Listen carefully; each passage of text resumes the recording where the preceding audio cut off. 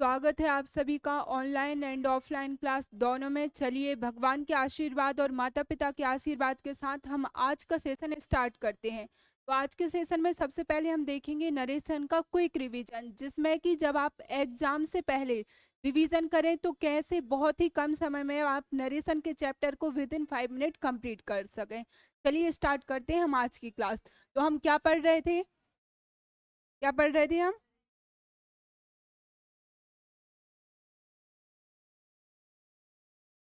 क्या पढ़ रहे थे बेटा? हम नरेशन। तो नरेशन हम चूंकि पढ़ चुके हैं, ठीक है। अब बस हमें ये देखना है कि हम उसका शॉर्ट रिवीजन कैसे करेंगे। सबसे पहले हमने देखा था यदि हमें कोई अफर्मेटिव सेंटेंस मिल जाता है या फिर नेगेटिव सेंटेंस, तो हमने क्या देखा था कि यहाँ पर क्या रहेगा आपका डायरेक्ट नरेशन। ये क्या है आपका डायरेक्ट नरेशन। इसे हमें किस में चेंज करना है? तो इसके हमने अपने आप में कुछ रूल देखे, ठीक है। सबसे पहले हमने देखा था कि यदि हमें मिलता था क्या सैड टू, क्या मिलता था, तो वो किस में चेंज हो जाता था? किस में चेंज हो जाएगा? टोल्ड में। ये कंडीशन कब बनी हमारी? जब हमारा सेंटेंस कैसा था? अफर्मेटिव। कैसा सेंटेंस था हमारा? बट सपोज यदि आपका क्वेश्चन है, क्या है यहाँ पर आपका क्वेश्चन फॉर्म है या फिर आपका इंटेरोगेटिव फॉर्म है, तो जो सैड टू है वो किस में चेंज हो जाता है? आस्क्ड में। किस में चेंज हो जाता है आपका? आस्क्ड में। किस में चेंज हो जाएगा? अब यदि आपका कैसा सेंटेंस आ जाए? इम्पेरेटिव। कैसा सेंटेंस आ जाए आपका? इम्पेरेटिव। तो इम्पेरेटिव पे डिपेंड करेगा कि सामने वाला कैसा है, बड़ा है, छोटा है, समकक्ष है। यदि छोटा होगा, आपका मूड ठीक नहीं है, तो आप उसको शाउट कर सकते हो, ऑर्डर दे सकते हो। तो सेड टू का क्या हो जाएगा आपका? ऑर्डर्ड। क्या हो जाएगा? ऑर्डर। देखिए जैसे ऑर्डर्ड है, एडवाइज्ड है, रिक्वेस्टेड है, शाउटेड है, ठीक है, या फिर अदर भी वर्ड है, वो ये सारे शब्द वो एक साथ कभी नहीं देंगे। जो 4 ऑप्शन हमने देखे थे पिछली क्लास में, उसमें आपने क्या देखा था? वहां पर एक ही शब्द मिल रहा था। जैसे सेड टू का टोल्ड है तो वो टोल्ड ही चारों में मिला, आस्क्ड है तो वही चारों में मिलेगा। वो इसमें कंफ्यूज जनरली आपको नहीं करेंगे।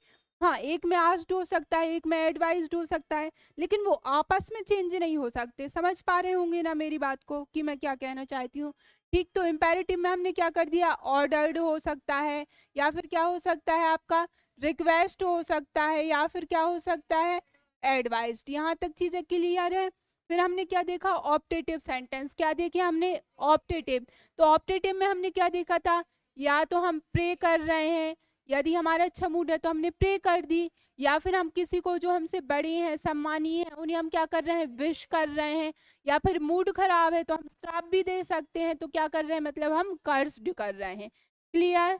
समझ पा रहे हैं बात को? तो सेड टू के स्थान पर हमें ये सारे शब्द मिलते हैं। यहाँ तक चीजें क्लियर? फिर हमने देखा था क्या चेंज होता है हमारा? Double inverted comma. Double inverted comma के स्थान पर यदि हमारा अफर्मेटिव है या नेगेटिव है, तो हमने सिंपली क्या रख दिया था? दैट। क्या रख दिया था? बट यदि हमारा सेंटेंस कैसा था? इंटेरोगेटिव। कैसा सेंटेंस था हमारा? अच्छा, हम यहाँ लिख लें तो चलेगा क्या? यदि ये कैसा था हमारा? अफर्मेटिव, तो इसके स्थान पर हमने क्या रखा था? दैट। क्या रखा है डबल इन्वर्टेड कॉमा के स्थान पर? दैट।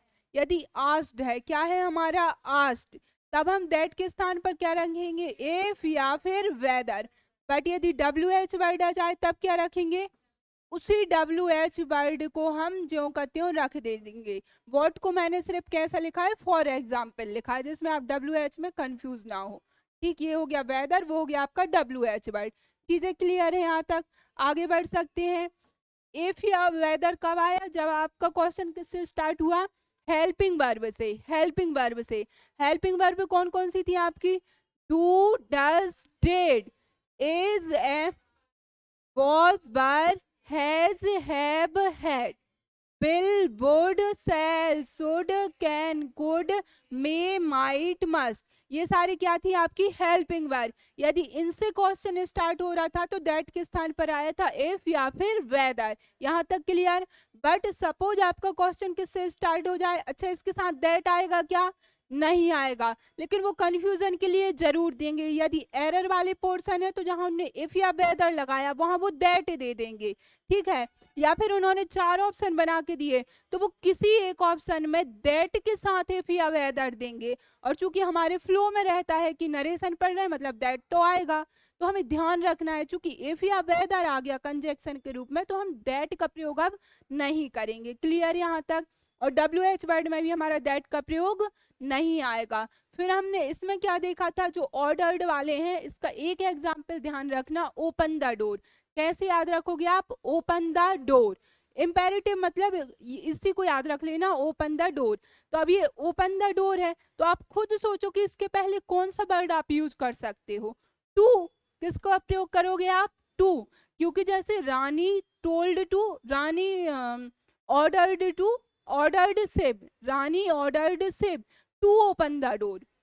चीजें क्लियर हो रही हैं? इनडायरेक्ट नरेशन बनाते समय उसने ऑर्डर दिया, किस चीज के लिए दिया? कि ओपन द डोर। तो हमने दैट के स्थान पर इसमें क्या कर दिया? टू। क्या कर दिया?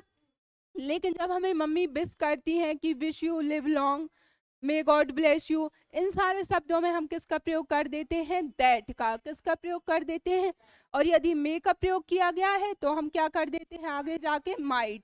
क्या कर देंगे? माइट। ऐसे ही यदि हमारा इंटेरोगेटिव सेंटेंस होता है तो उसमें भी हम क्या कर देते हैं कि जो हमारा इंटेरोगेटिव फॉर्म है वो किसमें चेंज हो जाता है? अफर्मेटिव फॉर्म में। किसमें चेंज हो जाता है? यहीं तक पढ़ा था हमने, देखिए 5 मिनट में रिवीजन कर लिया, सिर्फ एक पेज में चीजें क्लियर हो गई। और हमने क्या देखा कि यदि क्वेश्चन मार्क है तो उसके स्थान पर क्या आ जाता है? आपका फुल स्टॉप। छोटी सी चीज है लेकिन एग्जाम में हम ध्यान नहीं रख पाते और वो एक एरर में एक ऑप्शन में ऐसा भी करके देगा। क्लियर है? मैंने आपसे बोला था कि जो एरर आने वाली होती है या हमारे 4 ऑप्शन बनते हैं वो भी प्री डिसाइड है कि वो क्या करके देंगे। चीजें क्लियर? तो यहाँ तक नरेशन क्लियर? पिक लेना चाहेंगे आप लोग तो थोड़ा जल्दी से ले लीजिए।